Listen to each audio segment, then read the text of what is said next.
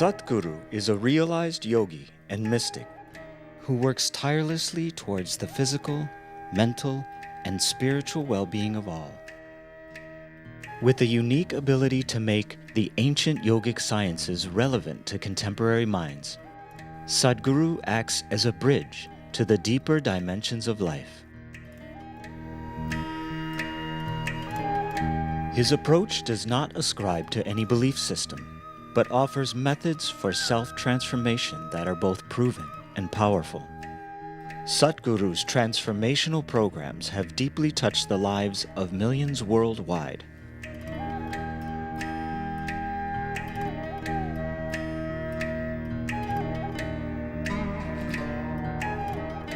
A prolific author, poet, and internationally renowned speaker, his wit and piercing logic provoke and broaden our thoughts and perception of life. Named one of India's 50 most influential people, Sadhguru has been a leading voice at major global forums, including the United Nations, World Economic Forum, the UK House of Lords, TED, and the top business schools and universities around the world. Sadhguru established Isha Foundation, a non-profit organization supported by over 3 million volunteers worldwide. From powerful yoga programs to large-scale humanitarian projects for rural upliftment, education for the underprivileged, environmental restoration,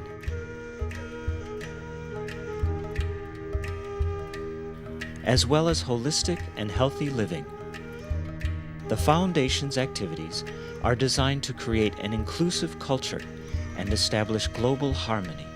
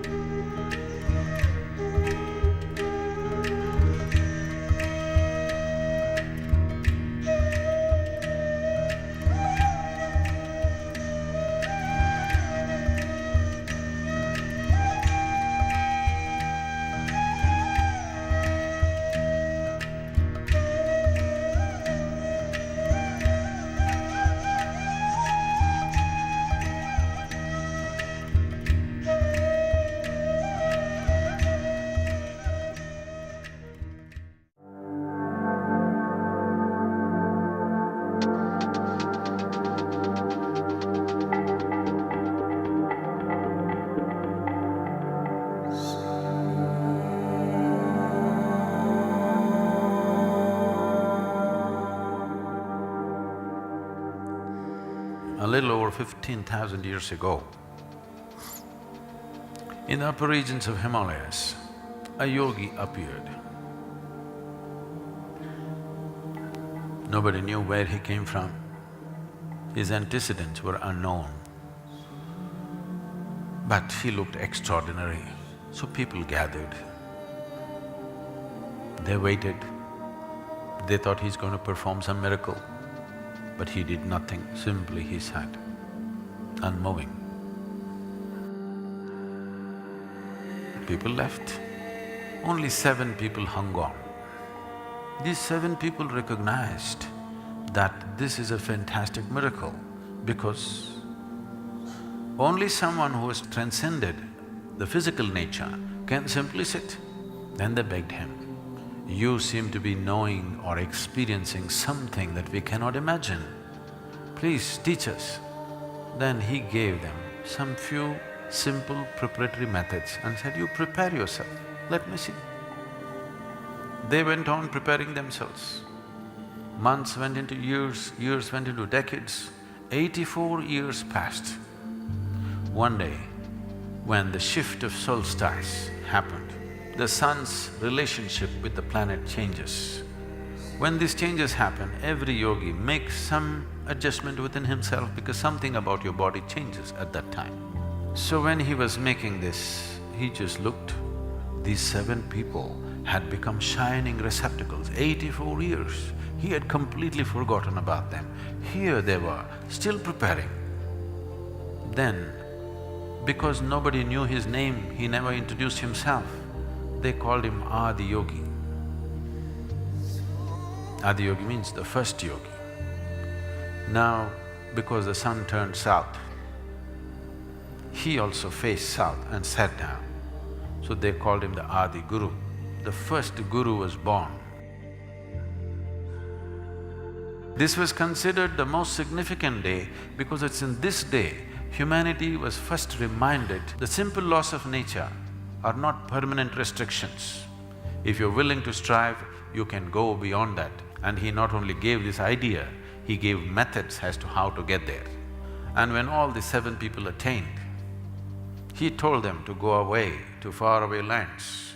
So one he sent to Central Asia, another he sent to North Africa, another he sent to South America, another he sent to Far East Asia, another stayed back with him, another came down to what is called as the present Indian Himalayas, another he sent him down to South India. He is very important for us, that is Agastya Muni, who is known as the father of southern mysticism. Agastya Muni came down south of Indus. Every human habitation in this part of the world, he made sure spiritual process became a natural way of living.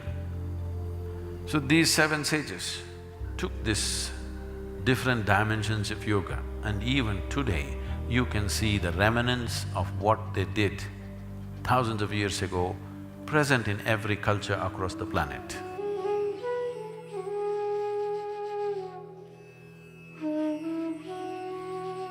The word yoga means union. Union means right now, it is a scientific fact today that this existence is just one energy manifesting in many different ways.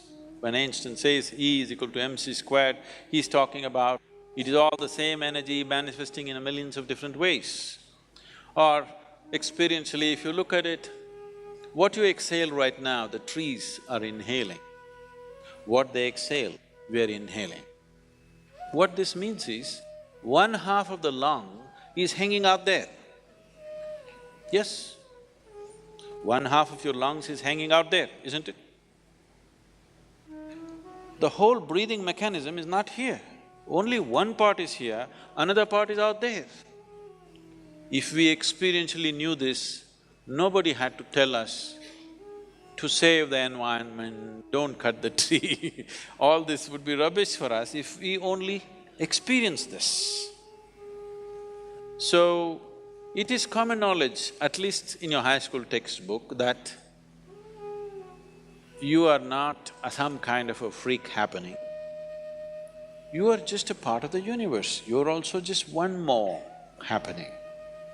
And it's a part of everything else. So union means in your experience, if you sit here, there's only you.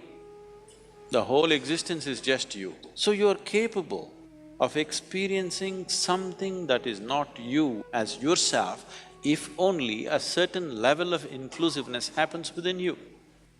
Your inclusiveness right now is limited to your physicality. If this inclusiveness can be extended beyond physical nature, suddenly you can sit here, experience the whole universe as yourself. If this happens to you, then we say you are in yoga. So why the physical posture came is, maybe many of you are not old enough for this, but if you saw the televisions in 70s, when it first came, you had that little aluminum contraption over your home. You remember that? Antenna? You're watching like this, suddenly your television boop, boop, boop, boop. Then somebody went up on the terrace and now, gently like this. Get into the right place, once again the world pours into your sitting room. Yes or no? Just if you get into the right place. This is just like that. If you learn to just hold this body right, if you know how to hold it right, you can download the whole cosmos into this. This is Hatha Yoga.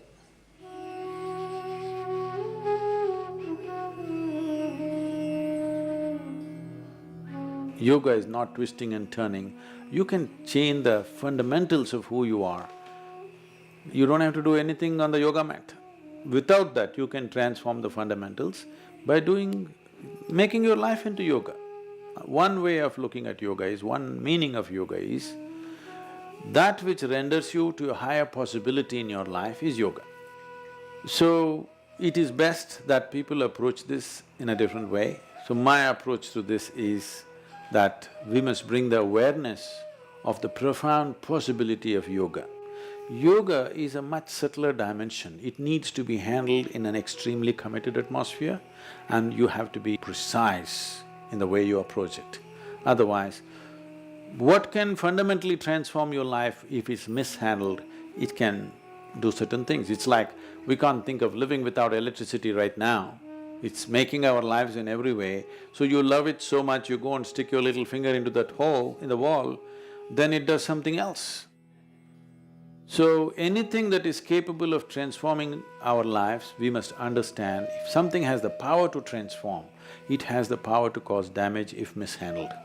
So instead of trying yoga, I would say, if somebody wants to rapidly learn something, there is a dimension of yoga which is called as Upa-yoga. That means it's pre-yoga or sub-yoga.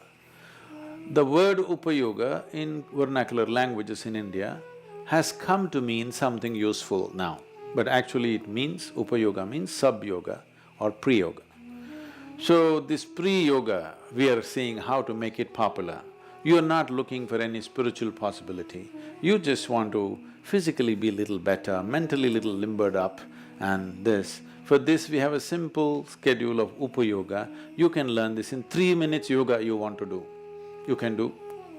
You want to do 6 minutes yoga, you can do. This is all Upa-yoga, this is not yoga.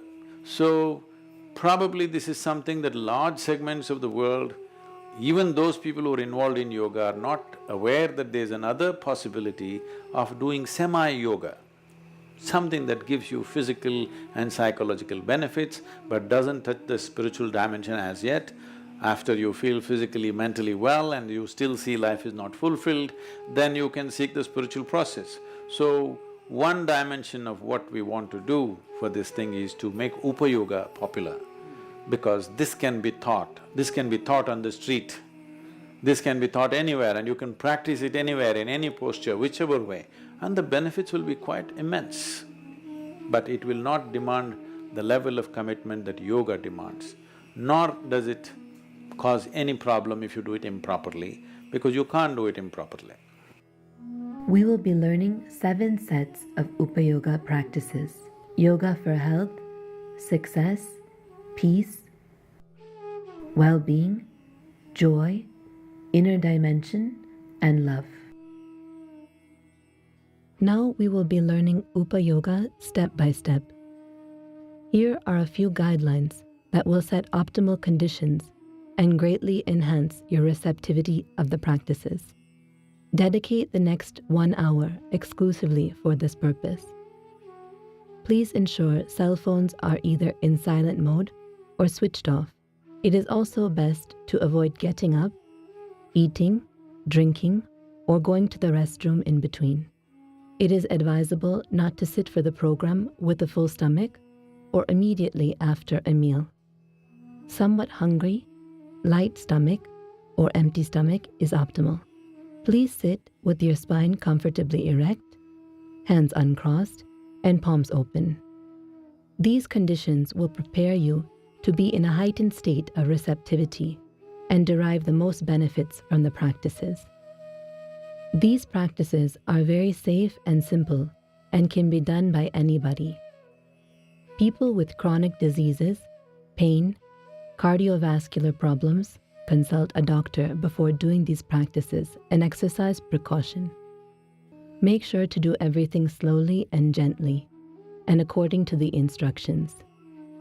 If you are uncomfortable doing any particular practice, you can skip that one and do the next practice you are comfortable attempting. If you're feeling any pain or discomfort, stop and consult a doctor. The practices we will be learning here can be done by anyone ages 7 years and above. If you wear glasses while doing the yoga practices, please remove them and keep them aside. Yoga for health, directional movement. When you lie in horizontal postures for a few hours during sleep, the lubricating fluids in your joints tend to settle down and are not in circulation. So when you wake up, body is demanding you first lubricate your joints. Directional movement is a simple way of doing this. It also exercises the muscles without any risk of injury. Joints have a concentration of energy nodules, so by activating them, everything in the system gets ignited for action. Now we will learn the first part of Upayoga. This is called directional movement of the arms. We will be doing this practice in 4 different directions. We will see the demonstration of the first direction. Please observe. How you do this is, stand with your feet comfortably apart and parallel to each other. Eyes closed. As you inhale, bring your hands just in front of your shoulders. This is the starting position. The first direction is sideways. As you exhale, extend your arms sideways. The wrists should rotate with outward movement.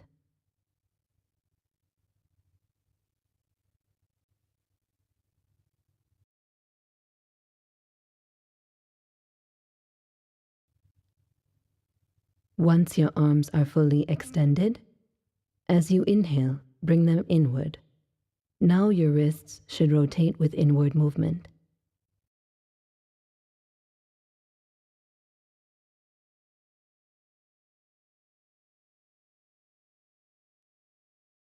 This is one cycle. You do this 3 times. This is not only about rotating the wrists, but your hands should also open and close with the rotation. All the muscles are tense, like you're pushing something, like a screwdriver. Create maximum tension you can in your arms, without creating tension in the rest of the body.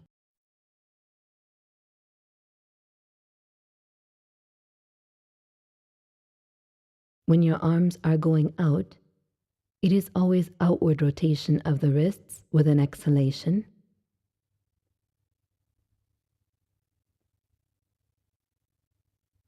When your arms are coming in, it is always inward rotation of the wrists with an inhalation.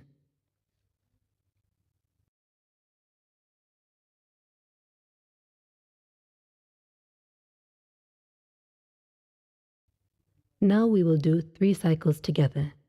Please stand.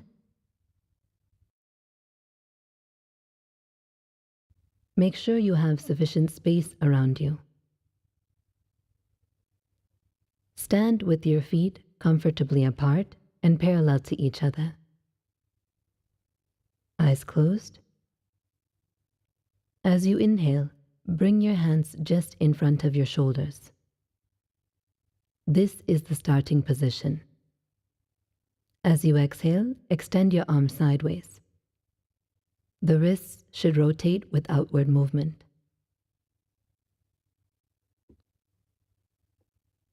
Once your arms are fully extended, as you inhale, bring them inward. Now your wrists should rotate with inward movement. This is one cycle. We will do this twice more.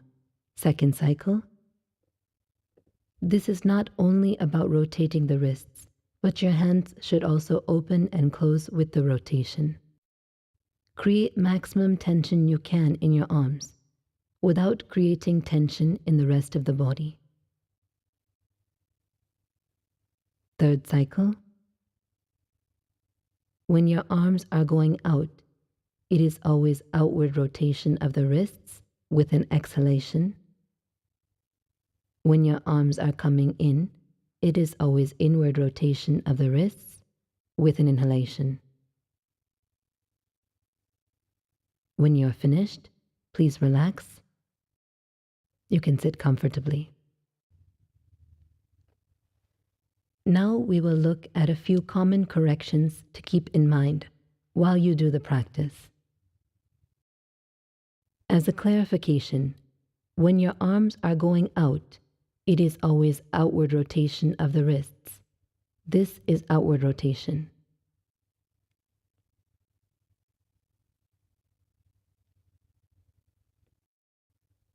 When your arms are coming in, it is always inward rotation of the wrists.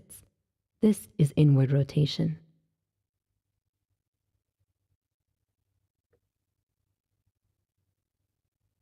Do not do it fast or casually with little tension. Do it slowly, creating as much tension as you can in your arms, but it should not extend to the rest of your body. The rest of the body should be loose and relaxed.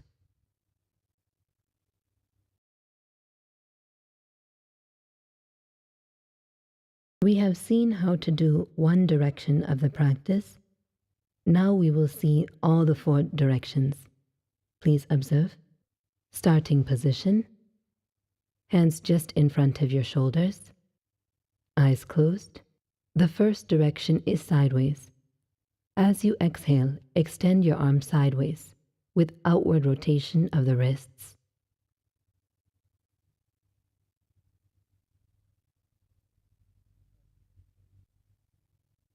As you inhale, bring the arms back with inward rotation of the wrists. Notice how the arms are always moving just in line with the shoulders. This is one cycle. You would do this 3 times. The second direction is forward. As you exhale, extend your arms forward.